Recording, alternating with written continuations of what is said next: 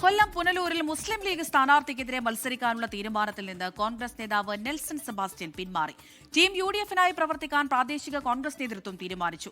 AICC general secretary K C. വേണുഗോപാലും KPCC പ്രസിഡന്റും നേരിട്ടിടപെട്ടതിനെ തുടർന്നാണ് അനുനയം. യുഡിഎഫ് സ്ഥാനാർത്ഥി നൌഷാദ് യൂനുസ് നാളെ നാമനിർദ്ദേശ പത്രിക സമർപ്പിക്കും. പുനലൂർ സീറ്റ് ലീഗിന് നൽകിയതിനെ തുടർന്നുണ്ടായ പ്രതിഷേധമാണ് കെപിസിസി ഹൈക്കമാൻഡ് നേതൃത്വത്തിന്റെ അനുനയത്തിന് പിന്നാലെ കേട്ടടങ്ങിയത്. ലീഗിന് വീണ്ടും സീറ്റ് നൽകാൻ കഴിയില്ലെന്ന് പറഞ്ഞ പ്രാദേശിക കോൺഗ്രസ് നേതൃത്വം സ്വന്തം നിലയ്ക്ക് ഡിസിസി ട്രഷറർ നെൽസൺ സെബാസ്റ്റ്യനെ സ്ഥാനാർത്ഥിയാക്കുകയായിരുന്നു. അതേസമയം മറുവശത്ത് ലീഗ് പുനലൂരിലെ യുഡിഎഫ് സ്ഥാനാർത്ഥിയായി നൌഷാദ് യൂനുസിനെയും പ്രഖ്യാപിക്കുന്നു. ഇന്നലെ വരെ പ്രചാരണം ലീഗ് കോൺഗ്രസ് എന്ന രണ്ട് തലത്തിൽ നിന്നായിരുന്നുവെങ്കിൽ ഇന്നത് ടീം യുഡിഎഫ് ആയി മാറി.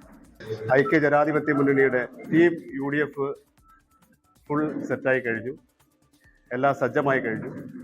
നാളെ രാവിലെ 11 മണിക്ക് നോമിനേഷൻ സമർപ്പിക്കുകയാണ്.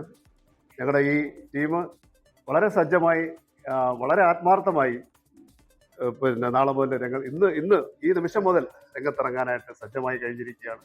അതേസമയം കോൺഗ്രസിൽ ഒരു ചെറിയ വിഭാഗത്തിന് ലീഗിനെ പിന്തുണയ്ക്കുന്നതിൽ ഇപ്പോഴും വിയോജിപ്പുണ്ട്.